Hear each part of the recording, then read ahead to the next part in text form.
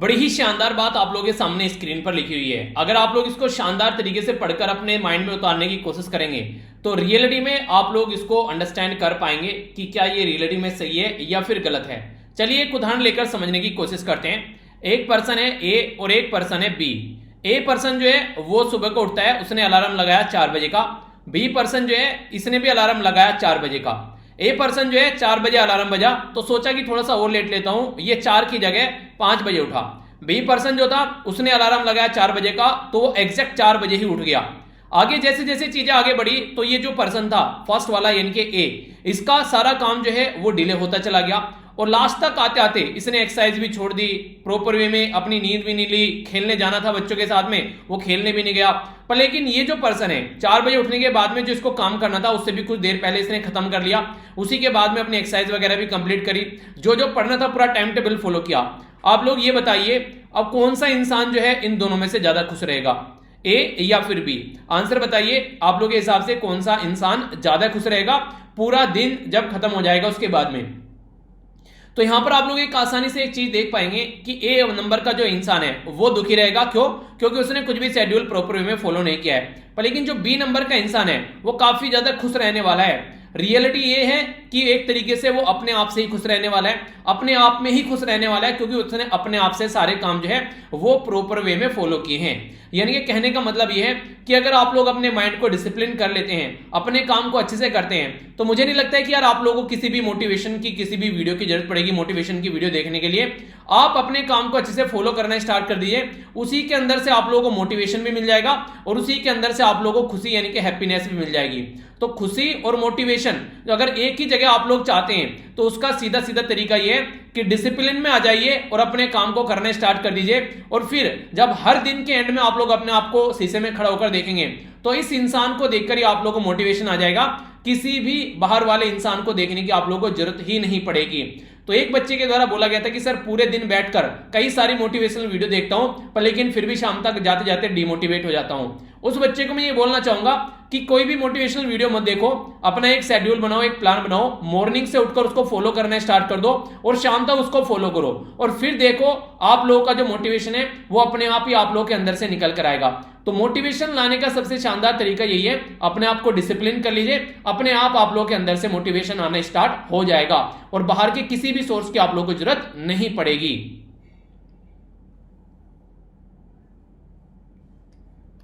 तो इसके बारे में आप लोगों का क्या मानना है, ये बात सही है फिर गलत है, आप लोग जरूर बताएगा। काफी शानदार और काफी इंटरेस्टिंग काफी प्यारा आज का ये लेक्चर रहने वाला है। टकटकी लगाकर लेक्चर को देखेगा और एंड तक आते आते आप लोगों को लगेगा कि हाँ यार बहुत कुछ सीखा है। ठीक है, तो बिल्कुल उसी तरीके से जैसे आप लोग नॉर्मल तरीके से एंजॉय करते हैं। तो आइए आज का डिस्कशन स्टार्ट करते हैं। सबसे पहले आप लोगों के सामने ये क्विज है, इसको आप लोग अटेम्प्ट कीजिए। ये जब क्विज कंप्लीट आप लोगों का हो जाएगा तो कई सारी चीजें हैं जो आप लोगों के माइंड में डाउट में आएंगी, वो सारी चीजें फिर हम लोग वीडियो के अंदर डिस्कस करेंगे तो पूरी चीजें आप लोगों के माइंड में फिर कंप्लीट क्लियर हो जाएंगी।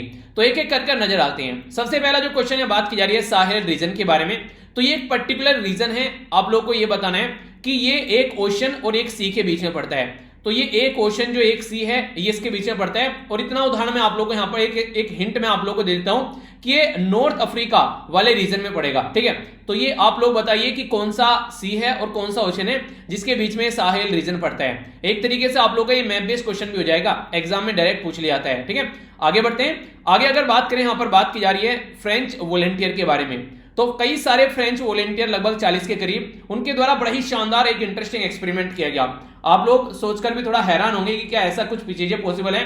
तो उन्होंने क्या किया, एक गुफा के अंदर जाकर बैठ गए और गुफा के अंदर ना तो कोई बाहर से लाइट गई, ना ही उनके पास में फोन था, ना ही उनके पास में कोई घड़ी थी, मतलब उनको टाइम का कोई भी अंदाजा नहीं था कि बाहर टाइम क्या हो रखा है। तो इस तरीके से ये एक्सपेरिमेंट जब किया गया उसके बाद में फिर देखा गया कि टाइम को लेकर क्या क्या उनकी भावनाएं हैं। तो उसी के बारे में यहाँ पर ये एक्सपेरिमेंट है। इस एक्सपेरिमेंट का नाम क्या रखा गया ये आप लोगों को बताना है, बाकी काफी डिटेल में डिस्कस करूंगा तो आप लोग समझ जाएंगे। म्यांमार में जो पॉलिटिकल क्राइसिस चल रहा है, म्यांमार के अंदर आज की डेट में जो गवर्नमेंट है उसको तो जेल में बंद कर रखा है और आर्मी रूल चला रही है। अभी ये जो प्रॉब्लम यहां पर चल रही है इसका सॉल्यूशन निकालने के लिए आसियान कंट्री जो है वो यहां पर मिली है एक कंट्री के अंदर, उसको सॉल्यूशन को उसके ऊपर बात की गई। तो आप लोग को ये बताना है कि ये मीटिंग इनकी कहां पर हुई। नेक्स्ट क्वेश्चन यहां पर बात की जा रही है अभी इंटर पार्लियामेंट्री यूनियन के बारे में 2019। उसमें बोला गया जो इंडिया की रैंक है 90 में से 190 में से वो कितनी है। तो ये आप लोगों को बताना है। इसमें बेसिकली ये बात की गई कि जो परसेंटेज ऑफ वुमेन है, यानी कि हमारे देश के अंदर में जो महिलाएं हैं पार्लियामेंट के अंदर, या फिर आप लोग बोले नॉर्मल तरीके से स्टेट लेजिस्लेचर के अंदर भी बात कर सकते हैं, या फिर आप लोग पंचायती राज सिस्टम की बात कर सकते हैं। तो मोटे मोटे तौर पर बोला जाए तो जो वुमेन जो है इलेक्शन लड़ती हैं और जो जीत कर आती हैं, उनकी संख्या काफी कम हमारी कंट्री में देखने को मिलेगी। तो ये जो अभी रिसेंटली ये बात सामने निकल कर आई, इसके बारे में एक इंटरेस्टिंग चीजें आप लोगों को आर्टिकल के अंदर जानने को मिलेगी और आप लोग जानकर सरप्राइज भी होंगे कि हमारी कंट्री में दुर्दशा कैसी है इन सब चीजों को लेकर। 8 कोर सेक्टर होते हैं। कौन कौन से होते हैं नीचे कमेंट बॉक्स में लिखकर एक बार आप लोग उनका रिवीजन कर लीजिए। बाकी जब डिस्कस करूंगा तो वीडियो के अंदर तो आप लोगों को देखने को मिल ही जाएंगे। ये जो 8 कोर सेक्टर हैं, हमारी कंट्री में एक इंडेक्स ऑफ इंडस्ट्रियल प्रोडक्शन जिसको आईआईपी बोलते हैं आप लोग, ये प्रस्तुत किया जाता है। तो ये 8 कोर सेक्टर कितना परसेंट इसमें अपना रोल प्ले करते हैं, यानी कि जो आईआईपी प्रस्तुत किया है इसमें कुछ परसेंटेज आप लोगों को इन 8 कोर सेक्टर की देखने को मिलेगी। तो वो परसेंटेज कितनी है मैं आप लोगों से ये पूछना चाह रहा हूं। आगे चलते हैं। इंडेक्स ऑफ इंडस्ट्रियल प्रोडक्शन यानी कि आईआईपी, ये जो कंपाइल किया जाता है ये नेशनल स्टैटिस्टिकल जो ऑफिस है उसके द्वारा कंपाइल किया जाता है। सीधा आसान सा क्वेश्चन है, ये जो नेशनल स्टैटिस्टिकल ऑफिस है ये किसके अंडर आता है, तो ये क्वेश्चन पूछा जा सकता है आप लोगों से। या फिर आप लोगों से ये भी क्वेश्चन पूछ लिया जाएगा कि जो आईआईपी इंडेक्स है वो किस मिनिस्ट्री के अंडर ये तैयार किया जाता है। तो दोनों क्वेश्चन अगर पूछे जाए तो दोनों क्वेश्चन का आंसर एक ही होगा, कंफ्यूजन नहीं होना चाहिए, ठीक है। तो इनके बारे में आप लोगों को बताना है कौन सी मिनिस्ट्री है। और यार ये वो क्वेश्चन होते हैं मैक्सिमम जो मैं आप लोग कई बार बता चुका हूं, तो मुझे नहीं लगता है कि इनके बारे में आप लोग को कोई कंफ्यूजन भी होना चाहिए। तो इनके बारे में तो आप लोग को पता ही होना चाहिए। According to Asian development outlook, ये जो रिपोर्ट है ये एडीबी के द्वारा तैयार की जाती है। अब ये एडीबी क्या है, इसने ये बोला है कि हमारी कंट्री में जो इकोनॉमिक रिकवरी है वो रिस्क पे आ रही है, यानी कि आने वाले टाइम में कोविड-19 की वजह से जो सेकंड वेव चल रही है हमारी कंट्री में, तो लग नहीं रहा है कि जल्दी से हमारी कंट्री जो है वो रिकवर कर पाएगी। तो ये बातें इनके द्वारा बोली गई। तो यहां पर ये बताना है रिपोर्ट किसके द्वारा ये प्रस्तुत की गई है। नेक्स्ट बात करते हैं स्नेक बाइट के बारे में, यानी कि जो सांप है जब सांप काटता है तो ये काफी नेग्लेक्टेड डिसीज मानी जाती है ट्रॉपिकल रीजन के बारे में। आप लोगों ने सुना होगा ट्रॉपिक ऑफ कैंसर और ट्रॉपिक ऑफ कैप्रिकॉर्न, तो इसके बीच वाला जो रीजन है नॉर्मली आसपास वाला जो रीजन है यहाँ पर, तो इस रीजन में आप लोगों को देखने को मिलेगा जो ट्रॉपिक ऑफ कैंसर और ट्रॉपिक ऑफ कैप्रिकॉर्न वाला रीजन है, इनमें यहां पर कि जो ये स्नेक बाइट की जो प्रॉब्लम है बहुत ज्यादा देखने को मिलती है और इसको नॉर्मली इग्नोर किया जाता है। तो यहां पर ये जो बेसिकली क्लासिफिकेशन है किसके द्वारा प्रस्तुत किया गया है कि 2.7 मिलियन, यानी कि टोटल मिलाकर अगर आप लोग देखें तो 27 लाख लोग जो हैं हर साल जो सांप के काटने का शिकार होते हैं ऑल ओवर वर्ल्ड में। तो ये कम डेटा नहीं है, तो ये काफी बड़ी बात आप लोग यहां पर बोल सकते हैं। आप लोगों ने भी आसपास में कभी ना कभी किसी न किसी इंसान को देखा होगा सांप के जो काट लिया गया है सांप के द्वारा उस इंसान को। अगर हाँ तो बताइए क्या कभी कोई ऐसी कंडीशन देखी है। ये सिचुएशन बड़ी ही नॉर्मली खासकर किसानों में देखने को मिल जाती है। कई सारे किसानों की भी जान चली जाती है इसकी वजह से जो खेतों में काम करते हैं। तो ये एक नॉर्मल चीज है, हमारी कंट्री में ह्यूज प्रॉब्लम है पर लेकिन कोई इनके बारे में डिस्कस नहीं करता है। तो ये है सारे क्वेश्चन जिनके बारे में काफी कुछ मैं आप लोगों को वीडियो के अंदर बताऊंगा। और देखिए यार एक बार को आप लोगों ने बिना ऑप्शन के आंसर देना सीख लेना तो एग्जाम में आप लोगों को हलवा लगेगा। क्यों? क्योंकि एग्जाम में तो आप लोगों के सामने ऑप्शन रहेंगे, उनको देखकर आंसर देना है। तो इस तरीके से तैयारी करो ताकि उस टाइम पर कोई भी दिक्कत देखने को न मिले। तो आइए आगे बढ़ते हैं। यहां पर बात करेंगे सबसे पहले एक इंपॉर्टेंट डे, यहां पर बात की जा रही है वर्ल्ड एथलेटिक्स डे के बारे में। तो वर्ल्ड एथलेटिक्स डे जो है ये 5 मई को सेलिब्रेट किया जाता है। तो ये जो डे है बेसिकली अगर आप लोग बात करें एथलेटिक्स के बारे में तो आप लोगों को देखने को मिलेगा कि ऑल ओवर वर्ल्ड में खासकर ये दुनिया को कनेक्ट करने का भी काम करता है और जो भी प्लेयर गेम वगैरह खेलते हैं आप लोगों ने देखा होगा वो काफी ज्यादा हेल्दी भी रहते हैं। अगर एक इंपॉर्टेंट बात मैं आप लोगों के साथ में यहां पर शेयर करना चाहूं, आप लोगों ने इसके बारे में शायद गौर भी किया होगा। अगर कोई पर्टिकुलर पर्सन, अगर कोई ज्यादा जिसके ज्यादा जो थोड़ा सा फैटी आदमी है, इनके जिसके बॉडी पर थोड़ा ज्यादा फैट है, वो पर्टिकुलर पर्सन जो है आप लोगों को देखने को मिलेगा उसकी बॉडी के लिए प्रोटीन की रिक्वायरमेंट ज्यादा रहती है। और उसकी प्रोटीन की रिक्वायरमेंट जो है वो डे बाय डे अगर आप लोग नॉर्मल चीजें खाते हैं, नॉर्मल डाइट लेते हैं तो उसमें पूरी नहीं हो पाती है। उसके लिए अलग से आप लोगों को प्रोटीन का सप्लीमेंट लेना होता है। अगर प्रोटीन का सप्लीमेंट आप लोग प्रॉपर वे में नहीं लेते हैं तो फिर देखने को मिलेगा कई सारी प्रॉब्लम बॉडी में देखने को मिलेगी। खासकर बाल जो है वो काफी ज्यादा झड़ने लगते हैं, ठीक है। आंखों के लिए भी प्रॉब्लम होने लगती है, स्किन के लिए प्रॉब्लम होने लगती है। रीजन इसका ये रहता है कि जो बॉडी में फैट होता है वो प्रोटीन की रिक्वायरमेंट बढ़ा देता है आप लोगों को। इसीलिए कहते हैं कि वेट जल्दी से घटा लेना चाहिए ताकि प्रोटीन की रिक्वायरमेंट कम रहे। अगर 50 किलो की आप लोगों का बॉडी वेट है तो आप लोगों को 50 ग्राम प्रोटीन की जरूरत पड़ती है पूरे डे में, पर लेकिन वो 50 ग्राम आप लोगों की जो नॉर्मल डाइट है उससे पूरा वो आप लोगों का हो नहीं पाएगा। तो इसलिए अलग से आप लोगों को कोई ना कोई प्रोटीन सोर्स लेना पड़ेगा। एक तो ये तरीका है कि अगर आप लोगों की बॉडी अगर जिस तरीके से अगर बॉडी मास इंडेक्स के हिसाब से चले तो अपना पहले तो आप लोग वेट चेक कीजिएगा। बॉडी मास इंडेक्स में जाकर आप लोग अपना वेट चेक कर लीजिएगा। तो बॉडी मास इंडेक्स के हिसाब से आप लोगों का वेट जितना भी होगा, जितनी आप लोगों की वेट है और बॉडी मास इंडेक्स देखेगा, उसके हिसाब से जब आप लोग इसको चेक करेंगे तो आप लोगों को पता चल जाएगा कि आप लोगों की बॉडी हेल्दी है या नहीं है। ठीक है, फिर उसके हिसाब से देखिए कितना वेट ज्यादा है, अगर ज्यादा है तो कम कितना करना है, और किसी का कई का वेट कम भी रहता है, तो आप लोगों को अगर वेट ज्यादा करना है तो उसको देखिएगा। और फिर जितना वेट आप लोगों की हाइट के हिसाब से देखने को मिले, उसी के हिसाब से फिर बॉडी में प्रोटीन की इंटेक आप लोग बढ़ा देना। तो इससे ये देखने को मिलेगा कि आप लोगों की जो बॉडी है वो हेल्दी होना स्टार्ट हो जाएगी। आप लोगों की जो बॉडी है उसमें कोई स्किन प्रॉब्लम नहीं रहेगी, बाल अगर बहुत ज्यादा झड़ रहे हैं तो भी आप लोग कम झड़ने स्टार्ट हो जाएंगे, और भी कई सारे फायदे आप लोगों को देखने को मिलेंगे। तो ये सारी चीजें नॉर्मली एथलीट का आप लोगों ने कभी नहीं देखा होगा नॉर्मली कि एथलीट कोई है और उसके बाल वगैरह झड़े हुए हैं, क्योंकि पूरा प्रोटीन की रिक्वायरमेंट जो है वो पूरी होती रहती है, एक प्रॉपर डाइट इनके द्वारा ली जाती है। तो इसलिए ये प्रॉब्लम आप लोगों को एथलीट में देखने को नहीं मिलेगी। एक और बात, खासकर अगर कोई इंसान जिसकी बॉडी पर थोड़ा सा ज्यादा फैट है, उसके बाल ज्यादा क्यों झड़ते हैं, उसका रीजन यही है क्योंकि उसकी बॉडी का जो फैट है उसका प्रोटीन की रिक्वायरमेंट बढ़ा देता है, और इंसान इतना प्रोटीन नहीं ले पाता है, तो उसकी वजह से बाल झड़ते हुए नजर आते हैं। तो ये छोटी छोटी सी मगर मोटी सी बातें हैं, अगर इनको आप लोग लाइफ में इंप्लीमेंट करोगे तो कई सारे फायदे देखने को मिलेंगे।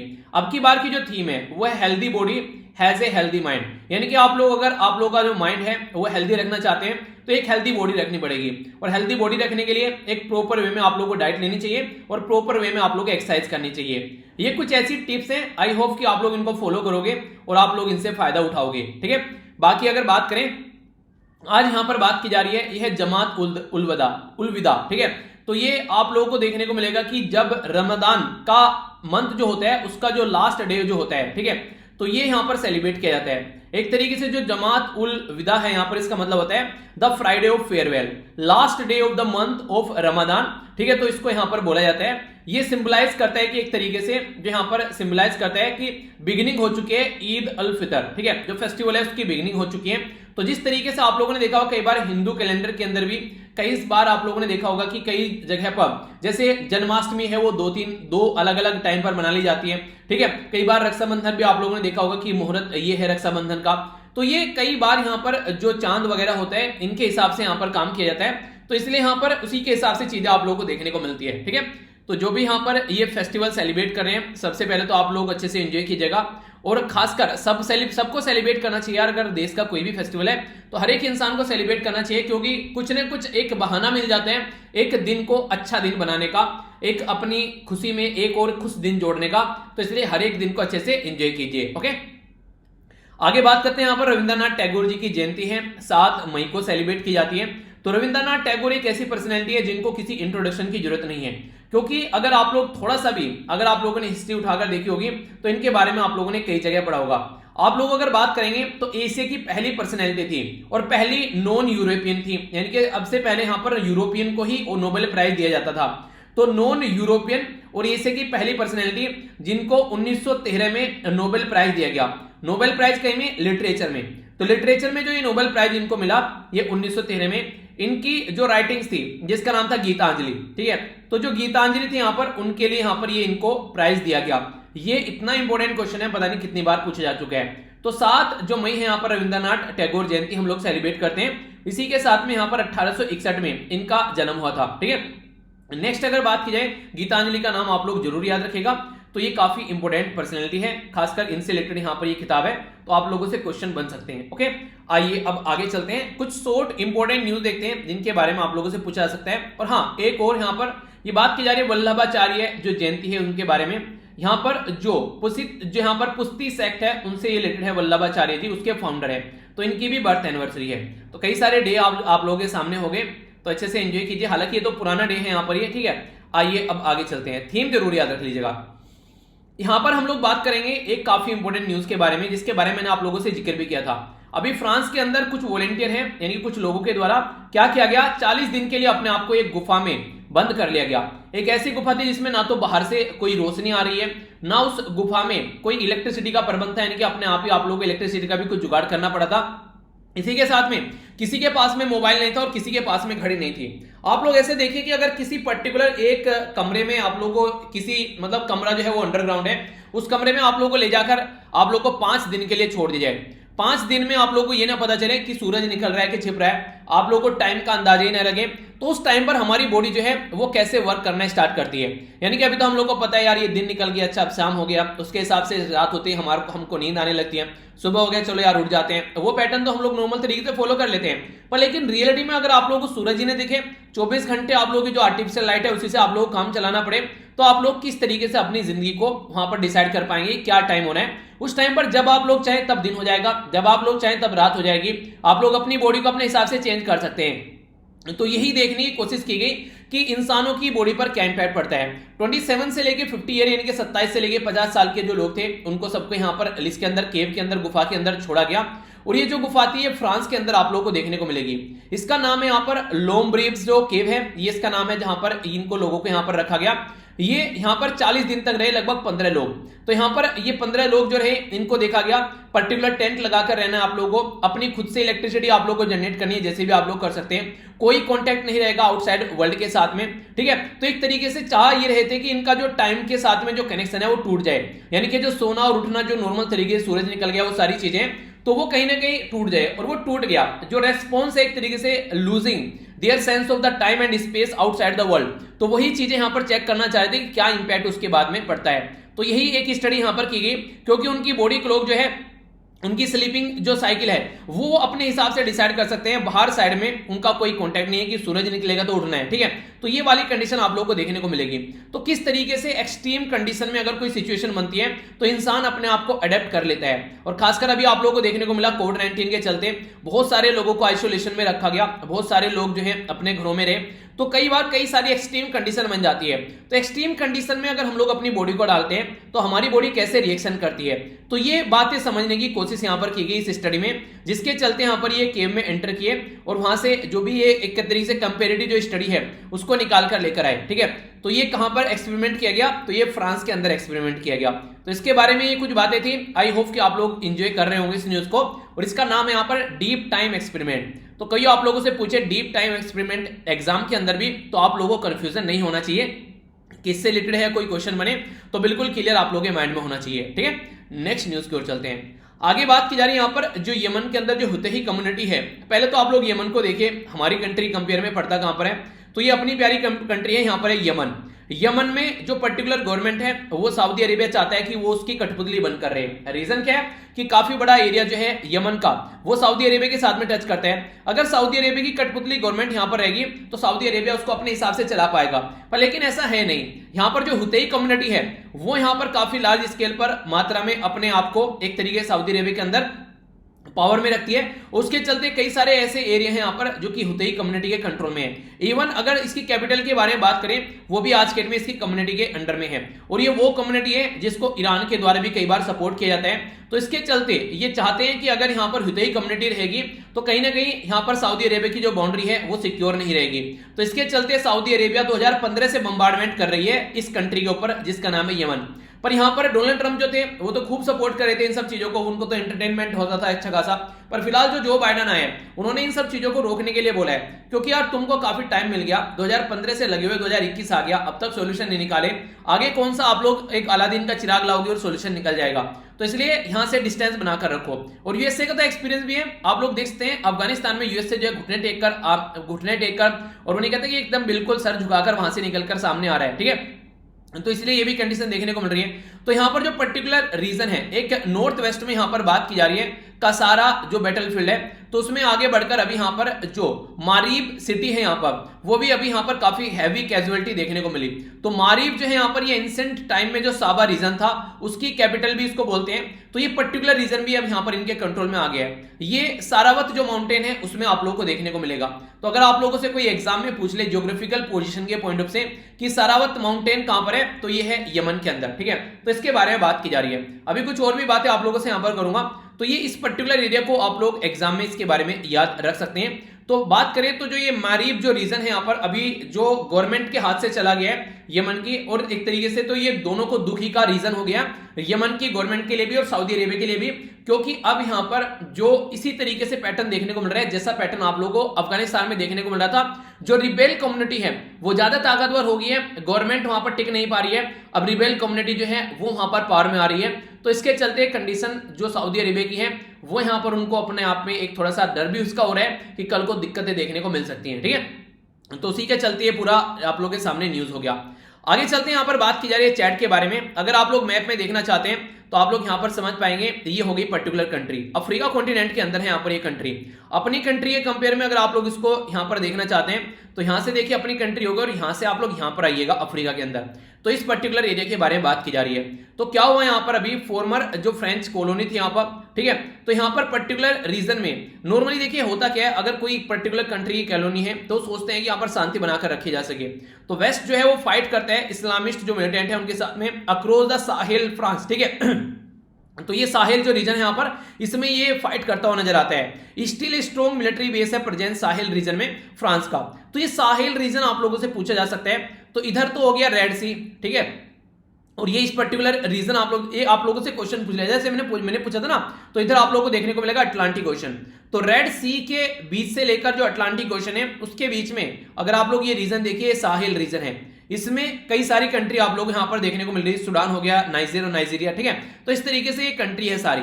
तो ये जो सारी कंट्री है ये साहेल रीजन के अंदर आप लोगों को देखने को मिलेगी।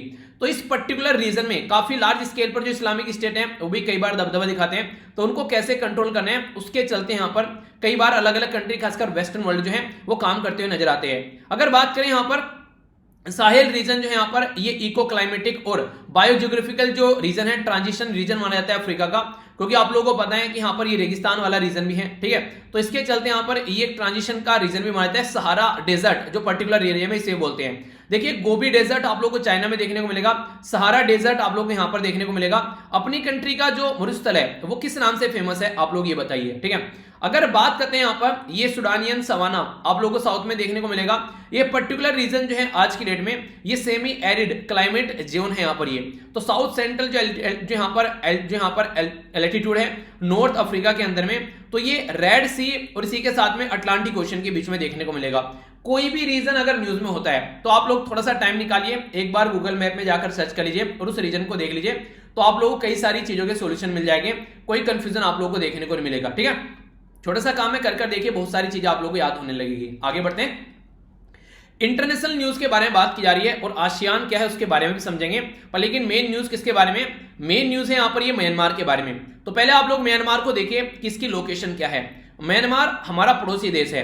अगर बात करें अरुणाचल प्रदेश हो गया, नागालैंड हो गया, मणिपुर हो गया और मिजोरम हो गया, तो हमारी कंट्री के 4 ऐसे राज्य हैं जो म्यांमार के बॉर्डर को टच करते हैं। तो अभी फिलहाल म्यांमार के अंदर प्रेजेंट टाइम पर क्राइसिस चल रहा है और काफी सारे लोग जो हैं वो बॉर्डर क्रॉस कर हमारी कंट्री में भी आ गए हैं। हालांकि इसका सोल्यूशन निकालने के लिए अभी आसियान जो कंट्री है वो मिली और उन्होंने जो यहाँ के मिलिट्री जनरल है जिनका नाम है जनरल मिंग ऑंग हिलांग, ठीक है। तो ये पर्टिकुलर जो पर्सनैलिटी है ये काफी गलत तरीके से अपना रूल कर रहे हैं और जो भी इनके खिलाफ आवाज उठा रहे हैं तो उसकी आवाज कुचलने की कोशिश इनके द्वारा की जा रही है, उनको तुरंत जेल में डाला जा रहा है। तो ये सिचुएशन देखने को मिलेगी। तो जो आसियान कंट्री है उन्होंने यहाँ पर बोला इस पर्सनैलिटी को, यार देखो ये सारी गलत चीजें हैं, जल्दी से जो पॉलिटिकल प्रिजनर है उनको छोड़ो और सिचुएशन को नॉर्मल करने की कोशिश करो। आसियान जो है इसका मतलब होता है association of south east Asian nation, ठीक है, association of south east Asian nation. अगर बात करें पॉलिटिकल और इकोनॉमिक यूनियन ऑफ 10 एशियन जो कंट्रीज हैं उनकी आप लोगों को देखने को मिलेगी। क्या काम किया जाता है, प्रमोट करते हैं इकोनॉमिक, किस तरीके से इकोनॉमिक ग्रोथ करना है, ठीक है, पॉलिटिकल स्टेबिलिटी कैसे बनाकर रखनी है और रीजनल स्टेबिलिटी कैसे बनाकर रखनी है। तो ये इसका बेसिक पर्पज आप लोगों को यहाँ पर देखने को मिलेगा। इसका जो सेक्रेटरिएट है यहाँ पर ये जकार्ता इंडोनेशिया में है और 1967 में यहाँ पर इसको फाउंड किया गया था। तो ये पर्टिकुलर जो रीजन है इसके बारे में बात की जा रही है। कुछ और इंपॉर्टेंट बातें यहां पर अगर बात की जाए, फोकस एरिया क्या है कि कैसे सोशल प्रोग्रेस होनी है इस एरिया की, कल्चर के पॉइंट ऑफ से भी काफी इंपॉर्टेंट, एक दूसरे के साथ में कनेक्टेड है। और यहां पर जो स्ट्रेटजिक और मैकेनिज्म जो सॉल्यूशन आप लोगों को देखने को मिलेगा डिफरेंट तरीके से कैसे पीसफुली रह रहे हैं कोई भी मैटर को रिजोल्व करके, तो उसी पैटर्न में यहां पर ये चाहते हैं कि म्यांमार के अंदर भी अभी सॉल्यूशन आ जाए, ठीक है। तो म्यांमार जो है यहाँ पर ये अभी अगर बात करें ये जो आसियान ग्रुप है थाईलैंड, सिंगापुर, फिलीपीन, मलेशिया और इंडोनेशिया के द्वारा बनाया गया था, पर लेकिन बाद में चलकर इसमें और भी कई सारी कंट्री ऐड हो गई। अब जो कई सारी कंट्री ऐड हो गई वो सारी की सारी कंट्री आप लोग याद रखो या ना रखो, पर लेकिन एक कंट्री का नाम आप लोग जरूर याद रखिएगा। अब वो कंट्री कौन सी है मैंने आप लोगों को कई बार पहले बताया, तो वो कंट्री का नाम है म्यांमार। आप लोग ये बताइए, चलिए देखता हूं कौन कौन सी आंसर देता है, किस किस को याद है ये मैं एक बार ट्राई करता हूं, ठीक है। आप लोग ये बताइए म्यांमार यहां पर कब ऐड हुआ था, ठीक है। अगर बात करें बुरनोई को तो बुरनोई यहां पर ऐड हुआ था 1984 में, ठीक है। कंबोडिया के बारे में बात करूं तो ये 1999 में ऐड हुआ था। ठीक है। वियतनाम के बारे में अगर आप लोगों से बात करूं तो वियतनाम हुआ था 1995 में। दो कंट्री लाओस, लाओस और एक म्यांमार, जिसको आप लोग बर्मा भी बोलते हैं म्यांमार को, ये एक साथ में ऐड हुई थी आसियान ग्रुप के अंदर में। तो कब ऐड हुई थी यहां पर? ये 1990। एक ये फिलिंदा ब्लैंक्स है, इसको आप लोग भर लीजिएगा। और भरने के लिए इसी बोल रहा हूं क्या कि आप लोग लंबे समय तक इसको याद रख सके अगर एग्जाम में क्वेश्चन पूछे जा रहे हैं तो, ठीक है। तो देख लीजिएगा इसको ट्राई करके, वरना तो आप लोगों को पढ़ा तो रखा है, एक बार सर्च कर लेना, वरना फिर से बार बार जिक्र करता ही रहता हूं, फिर आगे रिवाइज करा दूंगा। ओके, आगे चलते हैं, बात करते हैं नेशनल न्यूज के बारे में। काफी एक इंपॉर्टेंट न्यूज बन जाती है अगर यहां पर पॉलिटी के कुछ स्टैटिक पोर्शन आप लोगों को देखने को मिलते हैं। जैसे मैंने आप लोगों से वेस्ट बंगाल के जो चीफ मिनिस्टर के बारे में बात बताई थी, ऐसे ही यहां पर जो बात की जा रही है ये आर्टिकल 223 के बारे में बात की जा रही है। तो आर्टिकल 223 जो है हमारी कंट्री में, ये प्रेसिडेंट ऑफ इंडिया को पावर देता है कि सीनियर मोस्ट जज जो हैं आप लोग उनको chief justice of high court जो है वो अपॉइंट कर सकते हैं। तो ये पावर आती है आर्टिकल 223 से निकलकर। तो अभी यहां पर किसको अपॉइंट किया गया है और किस पर्टिकुलर हाई कोर्ट के बारे में बात की जा रही है? तो कोलकाता हाई कोर्ट के बारे में बात की जा रही है। तो अभी रिसेंटली जो श्री जस्टिस, इनका नाम थोड़ा सा लंबा है, थोड़ा ध्यान से पढ़ते हैं आराम से, ठीक है। तो यहाँ इनका नाम है थोथातिल, ठीक है, भास्करन नायर राधाकृष्णन, ठीक है। तो ये इस तरीके का नाम जो है ये काफी इंटरेस्टिंग लगते हैं मुझे, इतने लंबे नाम आज के डेट में देखो, चिंटो मिंटो पिंटो, ठीक है। और नॉर्मली ऐसा नाम अगर बोले यहाँ पर तो फिर लास्ट क्या करेगा, आखिरी का नाम पकड़ लेते हैं, सब बोलेंगे कि TBN सीधा बोलेंगे राधे कृष्णन, ठीक है। तो इस तरीके से नाम याद कर लीजिएगा, ठीक है। तो राधे कृष्णन करके याद लीजिएगा और TBN, ओके। तो ये चीफ जस्टिस थे कोलकाता हाई कोर्ट के, तो ये रिटायर हो गए। तो department of ministry of law and जो जस्टिस है उसके द्वारा नोटिफिकेशन किया गया, तो जिसके चलते अभी यहां पर नई पर्सनैलिटी को अपॉइंट किया गया है। तो नए हैं यहां पर, इनका नाम है राजेश बिंदल, ठीक है। तो इनको यहां पर अभी अपॉइंट किया गया पर्टिकुलर हाई कोर्ट के अंदर में। तो ये जो सारा प्रोसीजर आप लोगों को देखने को मिलता है, आर्टिकल 223 है यहां पर, जो कि अपॉइंटमेंट बात करते हैं यहां पर इस तरीके से। जो एक्टिंग चीफ जस्टिस अभी यहां पर इनको बनाया गया, ऑफिस खाली था यहां पर ये। तो हाई कोर्ट के अंदर फिलहाल जो अगर कोई ऑफिस खाली हो जाता है किसी रीजन की वजह से, कोई पर्सन एब्सेंट है, ठीक है, ड्यूटी पर अपने नहीं आ पा रहा है, कोई बीमार हो गया है, तो उस टाइम पर भी यहां पर एक्टिंग पर्सनैलिटी को बैठाया जाता है। तो प्रेसिडेंट ऑफ इंडिया ही यहां पर अपॉइंटमेंट इसका करते हैं। तो ये एक इंपॉर्टेंट पॉइंट है जो कि आप लोग याद रखिएगा। और आर्टिकल 223 के बारे में यहां पर बात की जा रही है, ओके। आइए अब आगे चलते हैं। यहां पर बात की जा रही है स्टेट न्यूज के बारे में। तो यहां पर क्या न्यूज है यहां पर उसको समझने की कोशिश करते हैं। बात की जा रही है मेंबर ऑफ लेजिस्लेटिव असेंबली। तो मेंबर ऑफ लेजिस्लेटिव असेंबली कहां की? अभी कई सारे एरिया की, जैसे कि वेस्ट बंगाल हो गया, केरला हो गया, तमिलनाडु हो गया। यहां पर इलेक्शन हुए, इलेक्शन होने के बाद में जो वुमेन कैंडिडेट है यहां पर ये वो काफी कम यहां पर जीत कर आई। यूथ मेंबर जो है वो भी काफी कम जीत कर आए। तो हमारी कंट्री में अगर आप लोग देखेगा, एवरेज जो पार्लियामेंटेरियन है, यानी कि हमारी संसद में जो हमारे सांसद बैठे हुए हैं, उनकी एवरेज एज जो है वो 55 है। जबकि हमारी कंट्री में अगर आप लोग बात करिए, जो यंग जनरेशन है उनकी एवरेज एज अगर आप लोग देखते हो तो 29 है। यानी कि हमारी कंट्री में बुजुर्ग हमारी पार्लियामेंट चला रहे हैं, यंग जनरेशन जो है वो पार्लियामेंट में नहीं जा रही है। उसके बहुत सारे रीजन यहां पर हो सकते हैं, वो अभी हम लोग डिस्कस करेंगे। और आप लोगों से एक क्वेश्चन इंटरव्यू में पूछा जा सकता है, बड़ी आसानी से पूछ लेगा कि इसका क्या रीजन है कि हमारी कंट्री में जो यंग जनरेशन है वो ज्यादातर इलेक्शन लड़ती नजर आ रही है। ज्यादातर जो पार्लियामेंटेरियन है उनकी एज काफी ज्यादा देखने को मिलती है। तो आप लोगों को क्या लगता है इसके पीछे क्या रीजन है? ये तो ये क्वेश्चन बन सकता है, सोचिए इसके बारे में थोड़ा सा। दूसरा क्वेश्चन ये बन सकता है कि क्या रीजन है हमारी कंट्री में कि महिलाएं पार्लियामेंट में काफी कम देखने को मिलती हैं। पार्लियामेंट के स्टेट असेंबली के जो इलेक्शन होते हैं वहां पर भी काफी कम आप लोगों को देखने को मिलेगी। तो वुमेन इंपावरमेंट के बारे में अगर आप लोग बोलते हैं कि हाँ, आप लोगों से पूछा जाएगा कि आप लोग क्या करना चाहते हैं देश में, तो आप लोग बोलेंगे सर एजुकेशन के ऊपर काम करना चाहते हैं, वुमेन इंपावरमेंट के लिए काम करना चाहते हैं। तो जैसे आप लोगों ने वुमेन इंपावरमेंट बोला, तुरंत बोलेंगे कि हमारी कंट्री में पार्लियामेंट के अंदर ही लोगों की कमी है, खासकर महिलाओं की कमी है। इसका क्या रीजन है और इसको कैसे इंप्रूव किया जा सकता है? तो आप क्या आंसर दोगे? तो इसको सोचिए, वीडियो को पॉज कर एक बार माइंड में सोचिए कि इसका क्या आंसर हो सकता है। जब भी कोई क्वेश्चन पूछता हूं ना, आप लोग उसको एक थॉट जरूर दिया कीजिए, क्योंकि अगर यहीं पर ही आप लोग उन चीजों के बारे में सोच लेंगे तो एग्जाम में बड़ा कंफर्टेबल फील करेंगे और आसानी से आंसर दे पाएंगे। अगर बात करें 2019 में लोकसभा का जब इलेक्शन हुआ, उसके बाद में डेटा तैयार किया गया कि काफी कम संख्या महिलाएं जो हैं हमारी कंट्री में लोकसभा में पहुंची। तो एक रिपोर्ट तैयार की गई जिसका नाम था इंटरनेशनल पार्लियामेंट्री यूनियन 2019 में। हमारी कंट्री की रैंक अगर देखिए 190 कंट्री में से 153 में है, यानी कि नीचे से हम लोग लगभग टॉप कर रहे हैं। 153 कंट्री में, हमारे 190 कंट्री में 153 हमारी रैंक देखने को मिल रही है। अब इसके पीछे रीजन क्या है, तो वो रीजन मैं आप लोगों से डिस्कस करने जा रहा हूं, तो थोड़ा सा ध्यान से सुनिएगा। और खासकर अगर आप लोग लड़की हैं तो आप लोगों के लिए तो और भी इंपॉर्टेंट क्वेश्चन हो जाता है। आप लोगों से भी डायरेक्ट क्वेश्चन पूछा जाएगा कि यू आर ए गर्ल, तो ऐसा क्या रीजन है कि यहाँ पर गर्ल्स की जो संख्या है काफी कम है पार्लियामेंट में। तो ये भी होगा। और you are a young person, तो आप लोग अगर लड़का भी हो और यंग पर्सन, तो इस तरीके से भी आप लोगों से क्वेश्चन पूछे जा सकते हैं। तो दोनों के बारे में बात करूंगा।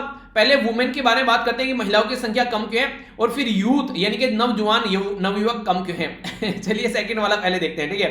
सबसे पहले तो बात यहां पर ये की जा रही है, मुझे पढ़ते हुए काफी इंटरेस्टिंग लगा ये।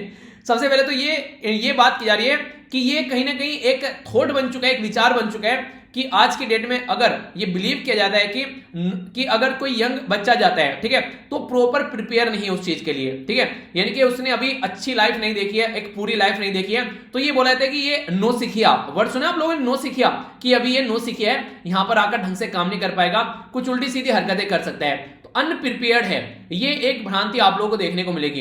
इसीलिए हमारी कंट्री में कोई यंगेस्ट प्राइम मिनिस्टर नहीं देखने को मिलता है, कोई यंगेस्ट चीफ मिनिस्टर नहीं देखने को मिलता है। मुझे लगता है कि 7 यंगेस्ट चीफ मिनिस्टर जो थे वो उत्तर प्रदेश के अखिलेश यादव बने थे, उससे पहले शायद कोई है आप लोगों के माइंड में अगर आ रहा हो तो बताइएगा, फिलहाल तो अभी मैं रिकॉल नहीं कर पा रहा हूं। तो यहां पर इस तरीके से आप लोग सिचुएशन देख सकते हैं, यानी कि यंग जनरेशन को आगे आने ही नहीं दिया जा रहा है, ऐसा एक माहौल बना रखा है कि यंग को टिकट देना ही नहीं है। कि कौन बोलेगा कि यार अभी तो इसकी मूल दाढ़ी भी नहीं आई है, ये क्या इलेक्शन लड़ेगा, ठीक है।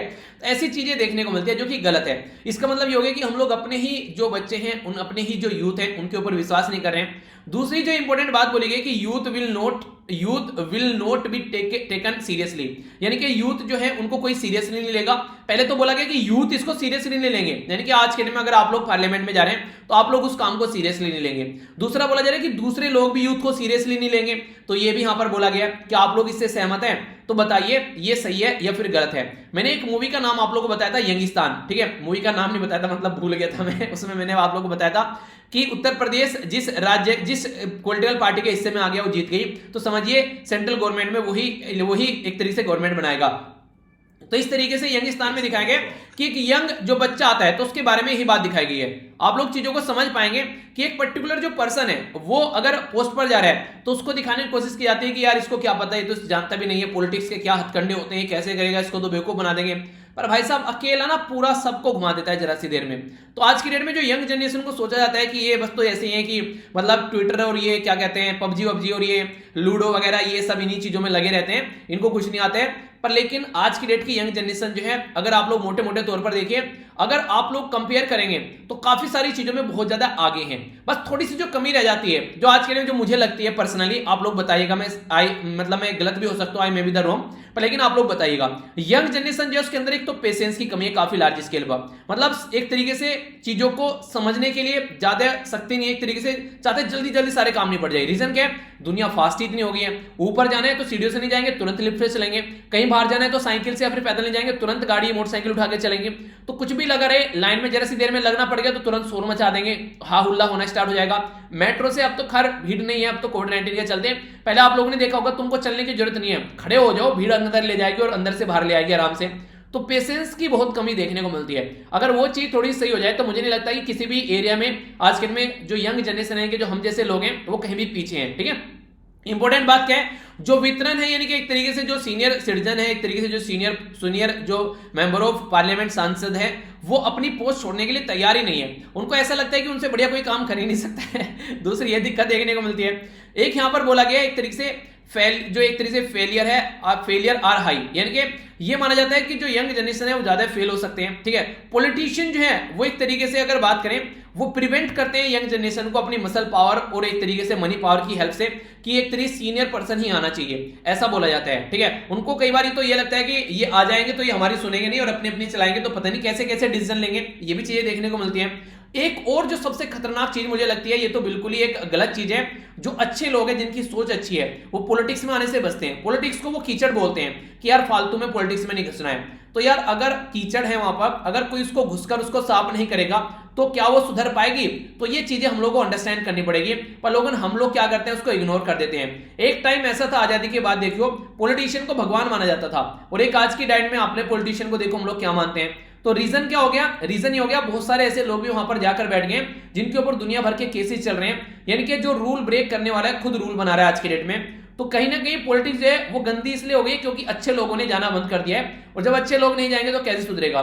तो इसीलिए पॉलिटिक्स पढ़ाई भी जाती है, पॉलिटिकल सब्जेक्ट भी आप लोगों को देखने को मिलते हैं। इसका मतलब ये है कि आप लोगों को एंट्री करनी चाहिए, अगर आप लोगों को मौका मिलता है तो जरूर, ठीक है, ताकि अंदर जाकर कुछ चीजें सुधार सको, ठीक है। आगे बात करते हैं यहाँ पर कि यहाँ पर बात की जा रही है many fail to enter due to the dirty politics, यानी कि एक तो बोला कि अच्छे लोग अवॉइड करते हैं, दूसरा कि डर्टी पॉलिटिक्स लगती है कि यार बहुत गंदगी होती है वहां पर, पता चला जो जा रहे हैं वहां पर उसकी जान ले ली, उसको उल्टी सीधी थ्रेट आने लगी, तो कई सारी ऐसी चीजें देखने को मिलती है, डराया धमकाया जाता है कि इलेक्शन मत लड़ना मेरे सामने, ठीक है, वो सारी चीजें। तो यहां पर कई बार ऐसा भी रहता है कि अच्छी इमेज नहीं रहेगी। अब तक मान लीजिए अच्छी इमेज है किसी पर्टिकुलर पर्सनैलिटी की, ठीक है, अगर वो पॉलिटिशियन बन गया तो ये लगता है कि बस फिर एक ही जैसी इमेज होगी, तो वो देखने को मिलेगा। और सबसे ज्यादा खतरनाक जो है, बिल्कुल जैसे फिल्म इंडस्ट्री में देखने को मिलता है ना कि एक्टर का बेटा एक्टर बनेगा, सेम नेता का बेटा नेता बनेगा, क्योंकि ये इतना शानदार एरिया है जहां पर आप लोगों के पास में मनी भी है और पावर भी है, और जहां पावर और मनी एक साथ मिल जाती है तो नॉर्मल सी बात है करप्शन वहां पर होगा ही होगा। तो ये सबसे खतरनाक चीज है। तो नेपोटिज्म देखने को मिलता है, भाई भतीजावाद, कि मेरा बेटा आएगा, मेरा चाचा आएगा, मेरा फूफा आएगा, यानी कि जैसे कि उत्तर प्रदेश के अंदर जाएंगे और साउथ इंडिया में आप लोग देखेंगे, या फिर जम्मू कश्मीर के अंदर बहुत सारे राज्य आप लोग को उदाहरण के तौर पर देखने को मिल जाएंगे, पूरा का पूरा परिवार पॉलिटिक्स में लगा हुआ है। ऐसा लग रहा है कि पॉलिटिक्स की ही डिग्री ले रखी है इन लोगों ने कि हाँ बस पॉलिटिक्स करनी है, और चल भी रही है उनकी, तो चल करेंगे भी। देखिए आप लोगों ने एक बात समझनी पड़ेगी, अगर कोई आप लोगों को चला रहा है तो इसका मतलब ये कि आप लोगों की मर्जी है उनके नीचे, उनके अंडर में चलने की, वरना किसी की हिम्मत नहीं है किसी को ऐसे चला दे। तो हम लोग उनको बैठा रहे हैं सर पर, हम देख नहीं रहे किसको वोट देनी चाहिए, तो वो सारी चीजें यहां पर देखने को मिलती है। तो यंग जनरेशन आनी चाहिए, यस या फिर नो, आप लोग इसके बारे में क्या बोलेंगे? आप लोग क्या लगता है कि जो ये मैंने आप लोगों को 9 पॉइंट बताए हैं इसमें से कौन सा सही है कौन सा गलत है? अगर आप लोग एनालिसिस करने के लिए बोलूं तो आप लोग बताइए, देखता हूं कौन आंसर देता है। देखिए यार वीडियो बनाने में ना 4 से 5 घंटे लग जाते हैं, ठीक है, रिकॉर्ड करने में 1 घंटा लग जाता है, इसके साथ में पीपीटी बनाने में, फिर डिकोड करने में। तो आप लोगों से एक्सपेक्ट करता हूं कि कम से कम आधा पौना घंटा आप लोग निकाला कीजिए वीडियो देखने के बाद में, जो क्वेश्चन पूछता हूं उनके आंसर दिया कीजिए, और इसी के साथ में थोड़ा सा चीजों को एनालाइज भी किया कीजिए। हो सकता है कि मेरा व्यू पॉइंट जो है वो थोड़ा डिफरेंट हो, आप लोग किसी दूसरे व्यू पॉइंट से देखिए उसको, कि आप लोग इसको ऐसे बोलिए कि सर ऐसे नहीं ऐसे भी हो सकता है, एक नया एंगल आप लोग ऐड कीजिए, तभी तो मजा आता है आप लोगों के कमेंट पढ़ने में, जब आप लोग कुछ अच्छा सा एक्सप्लेन करते हो कि नहीं सर इसको ऐसे नहीं ऐसे कर लेते हैं। यानी कि एक ऐसा होता है कि एक एजुकेटेड पर्सन जो है वो जब बातें बोलता है तो उस तरीके की कुछ फीलिंग आनी चाहिए। तो इस तरीके का आप लोगों को माहौल बनाना पड़े, कोई आप लोगों के सामने एक बार अगर खड़ा हो जाए तो उसको लगे कि एक पढ़े लिखे इंसान से बातें कर रहा है, ठीक है। तो ये बेसिक पर्पज है। अब बात करते हैं वुमेन, यानी कि महिला जो है वो एंट्री क्यों नहीं कर रही है। एक तो इलिटरेसी काफी बड़ा प्रॉब्लम है, लड़कियों को महिलाओं को ज्यादा पढ़ाया नहीं जाता है सोसाइटी के अंदर। सबसे बड़ी दिक्कत रहती है कि बस शादी करो, ठीक है, वो वाली दिक्कत देखने को मिलेगी जो कि मेन प्रॉब्लम है। Uneven distribution of house hold आप लोगों को देखने को मिलेगा, यानी कि जो मेल है उनको घर का काम नहीं करना है, पर फीमेल है पूरा घर का रेस्पॉन्सिबिलिटी है। अगर कोई फीमेल घर से बाहर काम करने जाने लगे तो ये बड़ी दिक्कत पड़ जाती है, उसको घर का काम तो काम करना ही है, बाहर का भी काम देखना है। यानी कि अब ऑफिस का काम हो गया जितना मेल का है, मेल क्या करेगा, अगर काम करके आएगा घर पे उसको लगेगा यार पता नहीं पहाड़ पलट कर आ गया, तुरंत बोलेगा चाय लाओ, ये क्या है, खाना कहाँ है, फलान ढिमकाना। पर लेकिन अगर महिला आ रही है वो तुरंत अपना बैग रखेगी, कपड़े वगैरह चेंज करके तुरंत घर का काम करने लग जाएगी। तो ये डिफरेंस काफी बड़ा यहाँ पर प्रॉब्लम क्रिएट करता है। दूसरा लैक ऑफ पॉलिटिकल नेटवर्क, महिला को नॉर्मली पॉलिटिकल नेटवर्क मिल ही नहीं पाता है, ज्यादातर प्रॉब्लम देखने को मिलती है। अगर किसी के कोई रिश्तेदार, रिलेटिव, मामा, फूफा, चाचा, कोई पापा अगर यहाँ पर पॉलिटिक्स में है तो एंट्री एक बार को हो जाती है, वरना बड़ा ही रेयर केस आप लोगों को देखने को मिलेगा।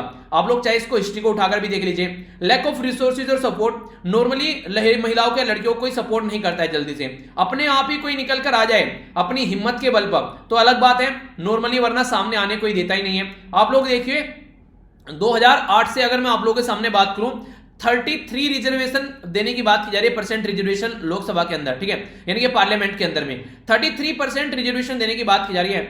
50% महिलाएं ओनली 33% पोस्ट मांग रही हैं, कोई ज्यादा तो नहीं है कि 1/3 पोस्ट मांग रही हैं, ये भी पोस्ट हम लोग देने के लिए तैयार नहीं है उनको। तो अब आप लोग समझ सकते हैं लैक ऑफ फाइनेंशियल सपोर्ट देखने को मिलेगी, वो भी नहीं हो पाती है, ठीक है। सोसाइटल और जो कल्चर नॉर्म्स है वो उनको रोकते हैं कि अच्छा औरत है ये बनेगी नेता, ठीक है, वो वाली चीजें आप लोग को देखने को मिलेगी। इवन गांव में आप लोग जाएंगे तो महिलाओं के नाम पर प्रधानी के इलेक्शन लड़े जाते हैं और कभी भी आप लोगों को महिला जो है काम करती नजर नहीं आएगी, उसका हस्बैंड प्रधान बना घूमता है गांव में, ठीक है। ये सिचुएशन भी आप लोग काफी आसानी से देख सकते हैं। इसी के साथ में अनफ्रेंडली इन्वायरमेंट है पॉलिटिकल पार्टीज के अंदर। पॉलिटिकल पार्टीज के अंदर अगर कोई महिला आ रही है तो उसको उस तरीके से ट्रीट नहीं किया जा रहा है अगर कोई मेल कैंडिडेट आ रहा है, तो ये कई सारी रीजन आप लोगों को देखने को मिलेगी। तो इंपॉर्टेंट है ये स्लाइड, इसको आप लोग स्क्रीनशॉट ले लीजिएगा, ठीक है। जब स्क्रीनशॉट स्टार्टिंग में ले लेना, मतलब थोड़ा सा पीछे करेंगे क्योंकि अब तो काफी होच पोच हो गया यहाँ पर इसके अंदर में। अगर आप लोग पीडीएफ डाउनलोड करते हैं तो पीडीएफ में से आप लोग इसका स्क्रीन कट के रख लेना, ये वो पॉइंट है जो आप लोग लिख सकते हैं और आप लोगों से इंटरव्यू भी पूछे जा सकते हैं। आई होप कि आप लोगों के माइंड में क्लैरिटी आ गई होगी। अच्छा लगा मुझे इसको जब पढ़ रहा था तो मुझे लगा थोड़ा डिटेल में डिस्कस करता हूं ताकि आप लोग प्रीलिम्स, मेंस, इंटरव्यू हर जगह कोई क्वेश्चन बने तो आप लोगों के माइंड में कोई कंफ्यूजन न हो, ठीक है। कैसी लगी न्यूज बताइएगा। आगे चलते हैं, इकोनॉमी के बारे में बात की जा रही है। फिस्कल डेफिसिट को लेकर यहां पर काफी चिंतित है गवर्नमेंट। फिस्कल डेफिसिट मतलब देखने को मिलता है कब, जब आमदनी 98 हो गई और खर्च रुपया हो गया, और कोविड-19 के चलते यही देखने को मिल रहा है। आमदनी तो कहीं से आ नहीं रही है ज्यादा, पर लेकिन खर्चा काफी ज्यादा हो रहा है दवाइयों में, और कहीं ऑक्सीजन, और कहीं कुछ, मतलब पूरे देश में कोई ना कोई दिक्कत देखने को मिल रही है। तो 8 कोर सेक्टर जो है वो अभी रिसेंटली जो है बोला गया कि 6.8% से बढ़े मार्च 2021 में, और हाईएस्ट जो देखने को मिला यहां पर 32 महीने के अंदर, आफ्टर 3.8% डिप हुआ यहां पर फरवरी के अंदर में। तो ये इंपैक्ट बताने की कोशिश की जा रही है, रटना नहीं है ये सारी चीजें टाइम टू टाइम चेंज होती रहती हैं, और ये इस तरीके का जो इंडेक्स है ये आप लोगों को देखने को मिलता है जल्दी जल्दी, तो इसलिए ये चीजें रटनी नहीं है। अब याद क्या रखनी है वो चीज मैं आप लोगों को बताऊंगा। अप्रैल से मार्च तक का जो डेटा यहां पर निकाला जा रहा है उसमें जो आउटपुट है 8 कोर सेक्टर का वो कॉन्ट्रैक्ट हुआ है 7%, अगेंस्ट पॉजिटिव ग्रोथ है यहां पर सेम, अगर 2019-20 में आप लोग बात करें 0.4%। पहले तो 8 कोर सेक्टर जो हैं उनके नाम आप लोग देखिए, रिफाइनरी प्रोडक्ट हो गया, इलेक्ट्रिसिटी हो गया, स्टील हो गया, कोयला हो गया, ठीक है। इसी के साथ में नेचुरल, यहां पर क्रूड ऑयल हो गया, नेचुरल गैस हो गई, सीमेंट हो गया, फर्टिलाइजर हो गया। तो टोटल मिलाकर ये 8 सेक्टर ऐसे हैं जो कि काफी बड़ा रोल प्ले करते हैं हमारी कंट्री में, जब इंडेक्स ऑफ इंडस्ट्रियल प्रोडक्शन यानी कि आईआईपी को काउंट किया जाता है, यानी कि कैसा इंडस्ट्रियल प्रोडक्शन हमारी कंट्री में चल रहा है उसका इंडेक्स एक खाका तैयार किया जाता है। तो इसमें जब देखते हैं तो ये 8 कोर सेक्टर जो हैं ये लगभग 40% अपना रोल प्ले करते हैं, तो इसलिए काफी इंपॉर्टेंट माना जाता है। तो अगर ये सेक्टर अच्छे बढ़ रहे हैं, यानी कि हमारी कंट्री में सीमेंट का प्रोडक्शन हो रहा है, तो आप लोग ये समझिए, तो इसका मतलब ये कि सड़कें बनाई जा रही हैं, लोगों के द्वारा घर बनाए जा रहे हैं, स्टील की खपत हो रही है, तो इसका मतलब लोगों घर बना रहे हैं, ब्रिज बना रहे हैं, कंस्ट्रक्शन चल रहा है, बड़ी बड़ी बिल्डिंग बना रहे हैं, ठीक है। फर्टिलाइजर ज्यादा खपत हो गई तो इसका मतलब ये कि किसान खेती अच्छी कर रहे हैं, उसमें लगे हुए अच्छे से, ठीक है। क्रूड ऑयल की खपत ज्यादा हो रही है तो इसका मतलब ये कि सड़कें पर गाड़ियां दबाकर चल रही है, तो लोग कोई ना कोई काम कर रहे हैं। तो ये सारी चीजें हैं, ये एक आंकड़ा बनाते हैं कि हाँ हमारी कंट्री में कैसा माहौल बना हुआ है इन चीजों को लेकर, ठीक है। जो इंडेक्स ऑफ इंडस्ट्रियल जो प्रोडक्शन है यहां पर ये, इसलिए मैंने कहा कि चीजें आप लोगों को रटनी नहीं है, क्योंकि ये मंथली बेसिस पर जो है पब्लिश किया जाता है और कंपाइल किया जाता है, ठीक है। तो ये एक तरीका इंडिकेटर है वॉल्यूम ऑफ प्रोडक्शन का, तो इंडस्ट्रियल जो यहां पर प्रोडक्ट्स हैं, ठीक है, तो इस पीरियड में यहां पर तैयार किया जाता है। तो कोई भी अगर ऐसी चीज है जो 2 महीने में तैयार की जाती है, 3 महीने में तैयार की जाती है, ठीक है, तो ये सारी चीजें आप लोगों को रटनी नहीं है, ठीक है। तो ये सारी चीजें कभी भी आप लोगों को याद नहीं रखनी है, क्योंकि इनके ऊपर कोई क्वेश्चन नहीं पूछेगा कि पहले महीने में क्या थी, दूसरे में क्या होगी। फिक्स चीजें नॉर्मली पूछी जाती हैं। आप लोगों से क्वेश्चन ये पूछ लिया जाएगा कि इंडेक्स ऑफ इंडस्ट्रियल जो प्रोडक्शन है यहां पर ये, ठीक है, आप लोगों से पूछेंगे कि ये किसके द्वारा बेसिकली कंपाइल किया जाता है, तो ये क्वेश्चन आप लोगों से बन जाएगा। तो इसके बारे में आप लोगों को पता होना चाहिए कि इंडेक्स ऑफ इंडस्ट्रियल प्रोडक्शन के ये बेसिकली किसके द्वारा कंपाइल किया जाता है। तो नेशनल स्टैटिस्टिकल जो ऑफिस है, ministry of statistics and programme implementation के अंदर में आता है, तो इसके द्वारा यहां पर ये कंपाइल किया जाता है। तो ये चीजें आप लोगों को याद रखनी है। तो कहने का मतलब क्या हो गया कि क्वेश्चन आप लोगों के यहां से बन जाएंगे। अगर बात करें यहां पर ये, इसमें 2 चीजों से डिवाइड किया गया चीजों को। पहला बोला गया यहां पर ब्रॉड सेक्टर, और दूसरा बोला गया यहां पर यूज बेस्ड सेक्टर, ठीक है। तो यहां पर आप लोग क्या देखने को मिलेगा, जो ब्रॉड सेक्टर है उसमें माइनिंग हो गया, जैसे कि लोहा या फिर आयरन, स्टील और ये सारी चीजें जो निकाली जाती हैं, मैन्युफैक्चरिंग एक्टिविटी हो गई, कुछ ना कुछ बना रहे हैं कोई प्रोडक्ट, और इलेक्ट्रिसिटी, ये ब्रॉड में आते हैं। और यूज बेस्ड जो सेक्टर रहते हैं, जैसे बेसिक गुड्स हो गए, कैपिटल गुड्स हो गए, इंटरमीडिएटरी गुड हो गए। इंटरमीडिएटरी गुड क्या है, ठीक है, आप लोग मान लीजिए आप लोग क्या बनाना चाहते हैं, जैसे कि कोई आप लोग मान लीजिए एक टेबल लैंप बनाना चाहते हैं, ठीक है, तो आप लोगों को टेबल लैंप बनाना है, तो आप लोगों को उसमें स्टील चाहिएगी, लाइट चाहिएगी, वायर चाहिएगा, कोई ना कोई प्लास्टिक भी चाहिएगी, स्विच उसका चाहिएगा, तो सारी चीजें लगाकर आप लोग टेबल लैंप बनाओगे। तो फिनिश प्रोडक्ट बनाने के लिए जो जो आइटम यूज किए जाते हैं उसको आप लोग देख सकते हैं। तो बेस ईयर जो है यहाँ पर 2011-12 यूज किए जाते हैं, काफी इंपोर्टेंट है यहाँ पर। खासकर इसका जो डेटा आता है निकलकर, उसको ministry of finance, reserve bank of India, अलग अलग जो ऑर्गेनाइजेशन है पॉलिसी मेकिंग में इसको यूज करती हैं, ठीक है। तो ये काफी इंपोर्टेंट है। इसी के साथ में यहाँ पर एक्सट्रीमली रिलेवेंट है यहाँ पर जब क्वार्टरली और एडवांस जीडीपी का यानी कि ग्रोस डोमेस्टिक प्रोडक्ट का एस्टिमेशन किया जाता है, तो उसमें भी इस डेटा को यूज किया जाता है। तो इसलिए कई बार आप लोगों को न्यूज में देखने को मिलता है, ठीक है। तो कोई कंफ्यूजन नहीं होना चाहिए, बिल्कुल माइंड में क्लैरिटी होनी चाहिए। आइए अब आगे चलते हैं। नेक्स्ट यहां पर बात की जा रही है साइंस और टेक्नोलॉजी के बारे में। साइंस और टेक्नोलॉजी के बारे में क्या बात की जा रही है, देखिए कई सारी कंट्री फिलहाल जो है अभी परमानेंट स्पेस स्टेशन बनाने की बात कर रही है। आप लोग बोलेंगे सर स्पेस स्टेशन तो ऑलरेडी है, तो फिर क्यों बनाने की कोशिश की जा रही है। देखिए जो स्पेस स्टेशन अभी हमारे पास में है वो स्पेस स्टेशन बूढ़ा हो गया, पुराना हो गया है, तो उसका जो टाइम है वो खत्म होने वाला है। तो इसलिए अलग अलग कंट्री जो है वो अलग अलग स्पेस स्टेशन बनाने की बात करें, जिनके द्वारा पहले मिलकर काम किया गया था, अब वो उसको छोड़ने के लिए तैयार है, अपना अलग अलग काम करें, क्योंकि रिलेशन भी ऐसे ही देखने को मिलेंगे। तो चाइना उनमें से एक कंट्री है जो कि अनमैन मॉड्यूल ऑफ इट्स जो परमानेंट स्पेस स्टेशन है उसकी तैयारी कर रही है, और इनके द्वारा ये अनाउंस भी कर दिया गया लगभग कि 2022 के एंड तक ये अपना इंटरनेशनल स्पेस स्टेशन जो है वो उस पर काफी हद तक अचीवमेंट पालेंगे। यहां पर इनका अगर बात की जाए जो मॉड्यूल की, तो तिन्हा, ये यहां पर basically harmony of the heavens, ठीक है। तो इसका आप लोग मीनिंग देख सकते हैं। ये लॉन्ग मार्च जो B5B, ये चाइना का लार्जेस्ट कैरियर है जो कि यहां पर अभी यूज में किया जा रहा है। अगर इंडिया के बारे में बात करें तो हमारी कंट्री में भी अपना खुद का स्पेस स्टेशन बनाने की बात की जा रही है। ये स्पेस स्टेशन नॉर्मली बनते कहां पर है, तो लोअर अर्थ ऑर्बिट में आप लोगों को देखने को मिलेंगे, जहां पर जो माइक्रोग्रेविटी जो है एक्सपेरिमेंट करने के लिए यूज की जाती है वहां पर। तो 5 to 7 ईयर तक यहां पर आप लोगों को चीजें देखने को मिलती है। ओनली स्पेस स्टेशन जो है करंटली वह इंटरनेशनल स्पेस स्टेशन, ठीक है। और चाइना को अगर एक्सक्लूड कर दिया जाए जो कि काम कर रहा है, एक लौता इंटरनेशनल स्पेस स्टेशन है जो फिलहाल अभी काम कर रहा है। अगर आप लोग देखना चाहेंगे तो कुछ ऐसा आप लोग यहां पर ये इंटरनेशनल स्पेस स्टेशन देखने को मिलेगा, ये इस तरीके का। तो स्पेस में जाकर यहां पर काम किया जाता है, तो ये इंटरनेशनल स्पेस स्टेशन आप लोगों के सामने यहां पर निकल कर आता है। तो कहने का मतलब यहां पर ये कि ये जो अभी फिलहाल आप लोगों को देखने को मिला, तो इस तरीके का सिस्टम तैयार करने की कोशिश की जा रही है हमारे द्वारा भी, और यहां पर ये चाइना के द्वारा भी। रहते कहां पर है मैंने बताया अभी, तो लोअर अर्थ ऑर्बिट में आप लोगों को देखने को मिलेंगे। तो लोअर अर्थ ऑर्बिट जो है ये लगभग 1000 किलोमीटर अगर पृथ्वी से आप लोग देखें तो ये एरिया देखने को मिलेगा। मीडियम अर्थ ऑर्बिट जो है उसका क्या मतलब होता है, उसका मतलब है लगभग 10,000 किलोमीटर के करीब आप लोग को देखने को मिलेगा। अगर आप बात करें यहां पर हाईली जो यहां पर एलिप्टिक जो ऑर्बिट है यहां पर ये लगभग 40,000 किलोमीटर आप लोग को देखने को मिलेगा। तो इंटरनेशनल स्पेस स्टेशन जो रहते हैं पृथ्वी से जब ऊपर जाया जाता है तो लगभग आप लोग यहां पर 1000 किलोमीटर ऊपर जाकर ये जहां पर ग्रेविटी लेवल कम होता है तो वहां पर जाकर ये काम करते हैं, ठीक है। स्पेस स्टेशन जो है यहां पर स्पेस क्राफ्ट भी इसको देख सकते हैं बेसिकली। तो ये कैपेबल होता है सपोर्ट करने के लिए क्रू मेंबर को, ताकि वहां पर ले जाया जा सके, एक टाइम के लिए उनको वहां पर रखा जा सके, वो एक्सपेरिमेंट कर सके, ठीक है। इसी के साथ में यहां पर लोडिंग अनलोडिंग और रिपेयर की सारी फैसिलिटी आप लोगों को देखने को मिलेगी। अभी जो एक लोता इंटरनेशनल स्पेस स्टेशन है यहां पर इसमें कौन कौन है, यूएसए है, रसिया है, यूरोप है, जापान है और कनाडा है। याद रखिएगा काफी इंपॉर्टेंट है यहां पर कौन कौन है यहां पर आप लोग को यूएसए देखने को मिलेगा, रसिया देखने को मिलेगा, ठीक है, जापान देखने को मिलेगा, कनाडा देखने को मिलेगा और यहां पर यूरोप देखने को मिलेगा। यूरोप में आज के डेट में अगर बात करें जो भी कंट्री है यहां पर यूरोपियन यूनियन की बात करें तो 27 कंट्री आप लोग को देखने को मिलेगी, ठीक है। बाकी यूके भी यहां पर आ जाएगा अगर यूरोप को बात करें, पर्टिकुलर यूरोप के अंदर।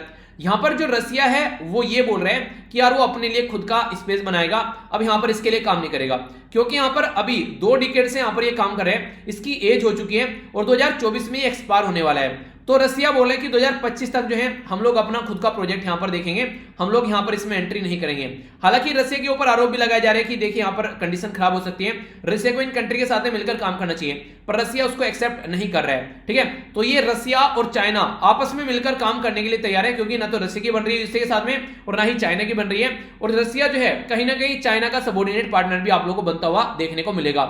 रसिया जो है वो काफी डीप टाई है आजकल में चाइना के साथ में, तो इसके चलते चाइना के साथ में मिलकर यहां पर अभी लूनार रिसर्च ये आउट ऑफ पोस्ट के लिए भी यहां पर आने वाले टाइम में काम करने वाले हैं, क्योंकि यूएसए के साथ में दोनों की टेंशन चल रही है। चाइना का जो स्पेस एक्सप्लोरेशन है यहां पर ये लेट स्टार्ट किया गया 2003 में, फर्स्ट एस्ट्रोनॉट इनके द्वारा स्पेस में भेजा गया। इसी के साथ में थर्ड कंट्री बन गई सोवियत यूनियन और यूएसए के बाद में। सोवियत यूनियन जिसको आज के डेट में रसिया बोल सकते हैं, पहले इसको यूएसएसआर बोलते थे, ठीक है। आज के डेट में इसको रसिया बोल दिया क्योंकि टूट टूट कर छोटी छोटी कई सारी कंट्री निकल गई। चाइना जो है उसके द्वारा 2 जो यहां पर प्रीवियस स्पेस स्टेशन ट्रायल भेजा गया, एक तो था यहां पर तिनगोंग फर्स्ट और दूसरा यहां पर तिहिंगोंग सेकंड, ठीक है। तो ये 2 प्रोजेक्ट इनके द्वारा यहां पर भी छोड़े गए। ये यहां पर आने वाले टाइम में और भी चीजें देखने को मिलेगी, तो अभी शॉर्ट टाइम के लिए यहां पर ये अभी अपने एस्ट्रोनॉट भेज रहे हैं, ठीक है। तो यहां पर चाइना जो है उसका एम है 2030 तक का अपना खुद का एक प्रॉपर प्रोजेक्ट तैयार कर ले, ठीक है। तो इसीलिए काम कर रहे हैं। इसी के साथ में अभी विजिट किया गया इनके द्वारा मून का, आगे आने वाले टाइम में मार्स के लिए तैयारी कर रहे हैं। हालांकि हम तो मंगल ग्रह पर घूमकर आ गए, पर चाइना अभी यहां पर इस एरिया में हमसे पीछे है, कई बार फेल हो चुका है। तो ये खुशी की बात है यहां पर कि हम लोग चाइना से आगे कम से कम इस एरिया में, ठीक है। तो ये कुछ बातें हैं जो आप लोग याद रखिएगा। तो ये मैंने आप लोगों से बात करी। आइए अब बात करते हैं यहां पर किसके बारे में, सर्वे एंड रिपोर्ट के बारे में। ये कहां से निकल कर आ रही है, ये बात की जा रही है एशियन डेवलपमेंट आउटलुक के बारे में। तो पहला तो क्वेश्चन यही बन जाएगा यार आप लोगों से कि एशियन डेवलपमेंट आउटलुक जो है वो किसके द्वारा तैयार किया जा रहा है। तो ये तैयार किया जाता है एशियन डेवलपमेंट बैंक के द्वारा, जिसको शॉर्ट फॉर्म में आप लोग एडीबी बोलते हैं। एशियन डेवलपमेंट का हेडक्वार्टर कहां पर है, ये फिलीपींस में आप लोग को देखने को मिलेगा। ये बोल रहा है फिलहाल की जो सेकंड वेव अभी देखने को मिल रही है इंडिया के अंदर, ये इंडिया को इकोनॉमी को रिस्क में डाल सकती है, जैसा माहौल देश के अंदर बन गया है। तो इकोनॉमिक कंडीशन काफी ज्यादा खराब यहां पर हो सकती है। तो एशियन डेवलपमेंट जो आउटलुक है उसके द्वारा यहां पर ये रिपोर्ट में बताया गया है कि एनुअल जो ग्रोथ इसके द्वारा रिपोर्ट तैयार की जाती है उसमें ये बातें बोली गई हैं। ग्रोस डोमेस्टिक प्रोडक्ट जो है यहां पर ये बोला जा रहा था कि यहां पर 11% यहां पर देखने को मिलेगा 2021-2022 के लिए, due to continuous economic recovery काफी लार्ज स्केल पर हमारी कंट्री में देखने को मिल रही थी। पब्लिक इन्वेस्टमेंट किया जा रहा था, वैक्सीन का भी रोल आउट स्टार्ट हो गया लोगों तक पहुंचाने के लिए, डोमेस्टिक डिमांड भी बढ़ रही है चीजों को लेकर, तो ये सारी चीजें देखने को मिल सकती है। पर लेकिन फिलहाल जो सेकंड वेव आई है उसने कई सारी चीजें जो है वो लगभग धूलमित कर दी है। जो अगर बात करें पूरी एशिया के बारे में तो वो भी बताएगी इसके द्वारा इकोनॉमिक जो ग्रोथ है एशिया की वो 7.3 रहने वाली है 2020-21 के लिए, ठीक है। पहले अगर बात करें कॉन्ट्रैक्ट हो गई थी 0.2, एशिया के बारे में बात की जा रही है पूरे डेवलपिंग जो एशियन जो यहां पर अगर बात करें तो 46 मेंबर है यहां पर एडीबी के, इनके एशियन डेवलपमेंट बैंक के अंदर में अगर बात करें। इसी के साथ में ये इंक्लूड करते हैं इंडस्ट्रियलाइज जो इकोनॉमी है जैसे central Asia, east Asia, south Asia, south east Asia और पैसिफिक रीजन, ठीक है। India also part developing Asia, ठीक है। अगर बात करें रिस्क फैक्टर, पेंडेमिक अभी देखने को मिल रहा है, एक तो ये काफी बड़ा फैक्टर है एशिया की इकोनॉमी के ऊपर। दूसरा यहाँ पर इंक्रीजिंग जियोपॉलिटिकल जो इशू देखने को मिल रहे हैं, टेंशन, चाइना इंडिया के साथ में टेंशन है, ठीक है। म्यांमार बांग्लादेश के साथ में टेंशन हो रही है रोहिंग्या वाले इशू को लेके, इंडिया और पाकिस्तान के बीच में टेंशन है, साउथ चाइना सी में अलग अलग कंट्री के साथ में चाइना की टेंशन है, तो ये बहुत सारे रीजन है। फाइनेंशियल टर्मोइल है, टाइट फाइनेंशियल कंडीशन मंगी है, लोगों के पास में पैसा ही नहीं है, इतना ज्यादा कोरोना वायरस ने कमर तोड़ के रख दी। लॉन्ग टर्म अगर बात करें यहां पर बात की जा रही है, अगर आज के टाइम में जो बच्चों को स्कूल में नहीं भेजा जा रहा है तो आगे आने वाले टाइम में आप लोगों को प्रॉपर गाइड के साथ में स्टूडेंट नहीं देखने को मिलेंगे, तो ये भी कंडीशन है। इंडिया के बारे में बात करें तो इंडिया के अंदर जो गवर्नमेंट एक्सपेंडिचर है हेल्थ केयर, वाटर और सैनिटेशन, तो इसके ऊपर कुछ बढ़ा भी है और फ्यूचर में अभी और बढ़ाना चाहिए।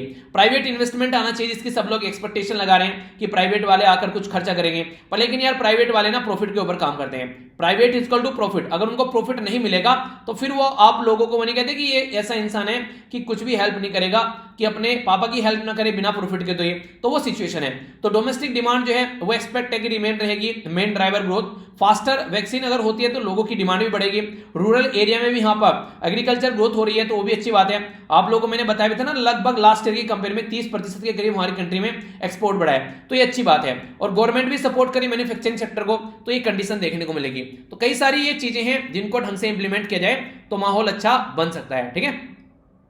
ज्योग्राफी के बारे में बात करते हैं। अभी ये बोला जा रहा है कि ज्योग्राफी का जो एक्सिस है वो रोटेट कर रहा है, नॉर्मली रोटेट करते हैं, जैसे कि ज्योग्राफी नहीं सॉरी अर्थ का, ठीक है। अर्थ जो है हमारी तो आप लोगों को देखने को मिलेगा कि वो अपने एक्सिस पर भी घूमती है, ठीक है। और अगर बात करें अगर सूरज है जैसे, तो सूरज के चारों ओर भी घूमती है, ठीक है। तो रोटेशन करती है अपने एक्सिस पर और रिवोल्यूशन करती है अराउंड द सन। तो अगर रोटेशन और जो रिवोल्यूशन इसका चल रहा है, इसमें अभी कुछ प्रॉब्लम आने वाले टाइम में आप लोगों को देखने को मिल सकती है, जो हालांकि ज्यादा नॉर्मल लाइफ में डे बाय डे की लाइफ में फील नहीं होगा, पर साइंटिस्ट यहां पर इस इंपैक्ट को फील कर सकते हैं। रीजन क्या है, जैसे जैसे ग्लेशियर जो है वो पिघल रहे हैं तो उनका जो पानी है वो वहां से पिघल कर कहीं और जा रहा है, तो एक बैलेंस एक अलग डायरेक्शन में चल रहे हैं यहाँ पर। तो आने वाले टाइम में बोला जा रहा है कि जैसे कि 1990 से लेकर अगर आप लोग बात करते हैं तो एक्सिस जो है वो अलग तरीके से यहाँ पर टिल्ट होता हुआ नजर आएगा। चेंज देखने को मिल सकता है कई सारे चीजों में, जैसे कि लेंथ ऑफ द डे, ठीक है, फ्यू मिली सेकेंड, जो कि आप लोगों को फील भी नहीं होगा। अर्थ जो है यहाँ पर पोल जो है वो मूव करते रहते हैं न्यू डायरेक्शन में, नॉर्थ पोल जो है वो शिफ्ट हो रहा है ईस्टवर्ड, ये बात की जा रही है, ठीक है। जैसे नॉर्थ पोल है तो थोड़ा सा टिल्टेड है, आप लोग यहाँ पर देखिए तो नॉर्थ पोल जो है नॉर्मली हम लोग क्या करते हैं, हम लोग तो यार अपने हिसाब से ईस्ट वेस्ट नॉर्थ साउथ बोल देते हैं, ठीक है, कि यहाँ पर ये ईस्ट हो गया, ठीक है, ये वेस्ट हो गया, ये नॉर्थ हो गया, ये साउथ हो गया। पर लेकिन पृथ्वी के ऊपर ऐसी कोई मार्किंग नहीं है, तो पृथ्वी में रियलिटी में अगर आप लोग देखेगा तो ये माना जाता है कि 23.4 जो है वो टिल्टेड है यहाँ पर, कहां पर, ईस्ट साइड में। तो अभी यहाँ पर जो ये अभी ओशन पिघल रहा है, ये सॉरी ग्लेशियर बर्फ पिघल रहा है, तो ये माना जा रहा है कि और ज्यादा टिल्टेड होती हुई आप लोग को नजर आएगी। तो ये कई सारी बातें यहां पर बोली जा रही है, तो इस तरीके से आप लोग यहां पर ये पिक्चर देख सकते हैं। तो इस तरीके से ये यहां पर ये कहीं ना कहीं अपना जो चक्कर है उसके चारों ओर घूमती है, यानी कि एक रोटेशन आप लोगों को देखने को मिलेगा, और सूरज के चारों ओर आप लोग को रिवोल्यूशन भी देखने को मिलेगा।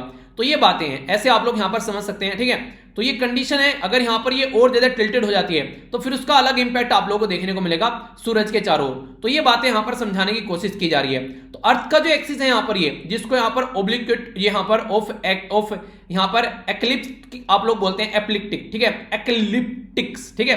तो यहां पर 23.5 डिग्री नॉर्मली देखने को मिलता है, ठीक है। तो यहां पर आगे आने वाले टाइम में और टिल्टेड होता हुआ नजर आएगा। नॉर्थ और साउथ पॉइंट अगर आप लोग देखेंगे यहां पर उनकी लोकेशन फिक्स नहीं है, जैसे मैंने भी आप लोगों को बताया, पर मास चेंज होने से वो चीजें चेंज हो सकती है। पोलर मूवमेंट में चेंज होने से कोज हो सकता है, जैसे कई सारी चीजें, ठीक है। तो हाइड्रोस्फीयर, एटमॉस्फेयर, ओशियन या सोयल, अर्थ, उसमें चेंज आएगा। क्लाइमेट चेंज आप लोग देखने को मिलेगा यहाँ पर पोलर, अगर इस तरीके से कंडीशन बनेगी तो नासा के द्वारा भी ये बात बोली गई कि आने वाले टाइम में सिचुएशन आप लोग को देखने को मिल सकती है कि 10 सेंटीमीटर के करीब यहाँ पर इसका जो एक्सिस है वो शिफ्ट हो सकता है, ठीक है। तो इसका मतलब ये कि आने वाले टाइम में आप लोगों को कई सारी चीजें देखने को मिल सकती हैं, यानी कि सेंचुरी ऐसा नहीं कि एक दिन में हो जाता है, 2 दिन में हो जाता है, ठीक है। तो कई सौ साल भी कई बार लग जाते हैं, तो ये बातें बताने की कोशिश की जाती है। तो ये पर्टिकुलर आप लोग देखते हैं जैसे यहाँ पर ये टिल्टेड हो रहा है इस तरीके से, तो ये चेंज हो सकता है यहाँ पर, तो ये बातें समझाने की कोशिश की जा रही है। तो कंफ्यूजन नहीं होना चाहिए, पूरा डिटेल में आप लोगों को बता दिया।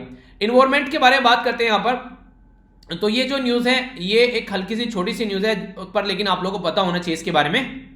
बात की जा रही है यहां पर जाइलोफिस दीपाकी, ठीक है। तो यहां पर ये दीपाकी जो बेसिकली जाइलोफिस एक सांप का नाम दिया गया है, क्योंकि जो हर्पेटोलॉजिस्ट जो बेसिकली सांप के विशेषज्ञ होते हैं उनका नाम था दीपक, तो उनके नाम पर इसका नाम रखा गया है। और ये एक वुड स्नेक है, यानी कि जो लकड़ी के अंदर सांप पाया जाता है, जो ये काफी छोटा है, लगभग 20 सेंटीमीटर का आप लोगों को देखने को मिलेगा, ठीक है। फर्स्ट टाइम यहां पर ये कन्याकुमारी वाले एरिया में आप लोगों को देखने को मिला, अगस्त्यमलाई हिल, ठीक है। अगस्त्यमलाई हिल कन्याकुमारी यानी कि तमिलनाडु वाले एरिया में ये देखने को मिला।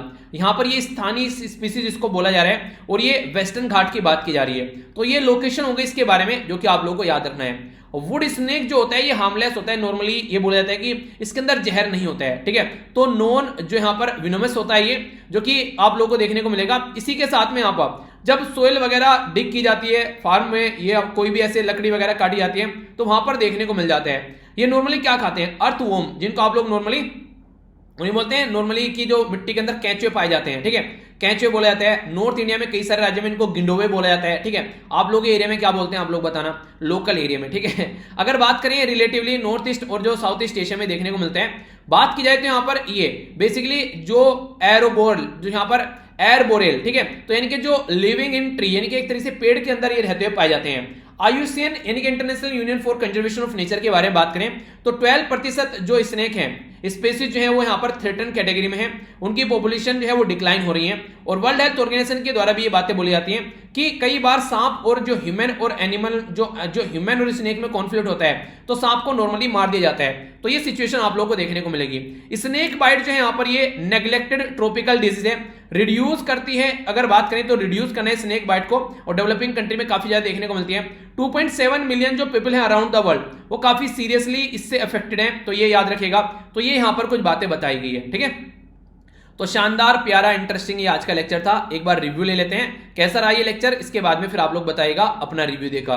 तो यहाँ पर हम लोगों ने 4 इंपॉर्टेंट डे देखे, तो अच्छे से फेस्टिवल वगैरह सेलिब्रेट करते रहिए।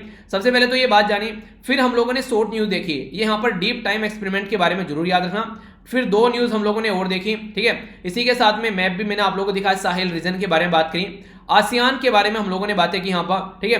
तो ये याद रखना। हम लोगों ने नेक्स्ट यहाँ पर बात की है ये आर्टिकल 223 के बारे में, ठीक है। स्टेट न्यूज में अगर बात करें तो हम लोगों ने बात की यहाँ पर ये कि महिलाओं की रिप्रेजेंटेशन कितनी देखने को मिल रही है, और ये काफी इंपॉर्टेंट था जो मैंने आप लोगों से डिस्कस किया, ठीक है। इंडेक्स ऑफ इंडस्ट्रियल प्रोडक्शन के बारे में बात की हम लोगों ने डिटेल में, ठीक है। अगर बात करें साइंस और टेक्नोलॉजी के बारे में तो परमानेंट मिशन के बारे में जाना, कहां पर क्या क्या कंडीशन देखने को मिल रही है वो भी हम लोगों ने यहां पर बात की, तो कई सारी इंटरेस्टिंग चीजें हम लोगों ने समझी, ठीक है। आगे चले अगर सर्वे और रिपोर्ट के बारे में हम लोगों ने एशियन डेवलपमेंट आउटलुक के बारे में बात की, कई सारी चीजें आप लोगों को समझने को मिली।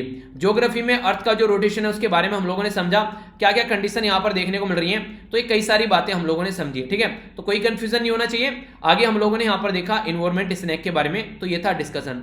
अब क्विज है आप लोगों के सामने, इसको अटेम्प्ट कीजिए। साहिल रीजन किस किस के बीच में पड़ता है? पहला, एक्सपेरिमेंट का नाम क्या है जहां गुफा में रखा गया लोगों को 40 दिन तक। आसियान कंट्री की जो मीटिंग कहां पर हुई, जब म्यांमार को गरिया रहे हैं कि यहां पर ये हरकतें क्यों कर रहे हो, ठीक है। इंटरनेट जहां पर इंटर पार्लियामेंट्री यूनियन है उसमें इंडिया की रैंक कितनी है 190 कंट्री के अंदर में। जो 8 कोर सेक्टर हैं उनकी कितनी परसेंटेज है यहाँ पर IIP के अंदर में। IIP कौन सी मिनिस्ट्री के अंडर में आता है? अगर बात करें एशियन डेवलपमेंट आउटलुक जो है ये यहाँ पर किसके द्वारा तैयार किया जाता है? स्नेक बाइट के बारे में जो रिपोर्ट तैयार की जाती है हेल्थ के ऊपर, वो किसके द्वारा तैयार की जाती है? तो मुझे लगता है कि आप लोग अच्छे से आंसर देंगे। आइए आगे बढ़ते हैं। ये क्वेश्चन आप लोग अटेम्प्ट कीजिए यहाँ पर। एक बच्चे के द्वारा बोला गया, मैं फिर बोल जाता हूं इसको, अप्रैल लिखा हुआ है अब तक यहाँ पर। बार बार माइंड से निकल जाता है यार ये, ठीक है, इसको सही करूंगा। इंडिया के बारे में बात की जा रही है तो कितने परसेंट यहाँ पर एग्रीकल्चर का जो प्रोडक्शन है वो बढ़ा अब की बार हमारी कंट्री में।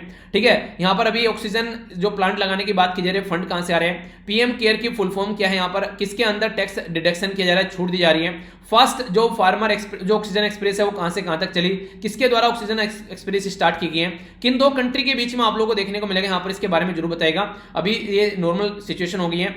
ये यहाँ पर सफर की फुल फॉर्म आप लोग बताइए, MOXIE मोक्सी, इसकी फुल फॉर्म आप लोग बताइए क्या है।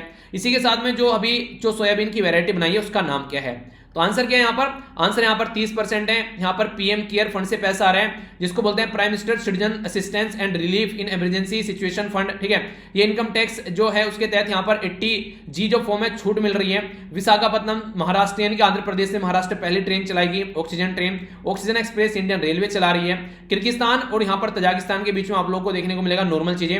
सफर का मतलब है system of air quality and weather forecasting जो रिसर्च की बात की जा रही है। ठीक है, जिसमें अभी मॉडरेट पुअर और वेरी पुअर हो गया दिल्ली का। ठीक है, जो एरिया। मोक्सी के बारे में बात करें तो यहाँ पर Mars oxygen in Setu resource और यूटिलाइजेशन एक्सपेरिमेंट देखने को मिलेगा। और बाकी अगर सोयाबीन के बारे में बात करो तो MACS 1407 ये आप लोगों को इसका नाम है। तो डिस्कशन ये था आज का, कैसा रहा डिस्कशन, तो अपना रिव्यू जरूर देकर जाया कीजिए कि आप लोग इस लेक्चर को कैसे रेट करेंगे, 10 में से कितना मार्क्स आप लोग इसको देंगे। और जो मार्क्स आप लोग कट करते हैं तो आप लोग बताइए क्यों कट किया है। और वो पढ़ता हूं तो अच्छा लगता है कि यार रियलिटी में आप लोग लेक्चर को अच्छे से देख रहे हैं और अच्छे से एनालाइज कर रहे हैं। तो इस लेक्चर को ये इंप्रूव करने का एक अच्छा तरीका लगा मुझे, तो कई सारे बच्चे पार्टिसिपेट कर रहे हैं तो अच्छा लग रहा है मुझे, इसको जरूर आप लोग किया करो। ठीक है, यहां से जाकर PDF डाउनलोड कर लेना और यहां पर भी आप लोग कनेक्ट हो सकते हैं। तो नेक्स्ट लेक्चर में मिलता हूं, बड़ों को नमस्ते, छोटों को प्यार, छोटी सी लाइफ एंजॉय करा। तब तक के लिए जय हिंद।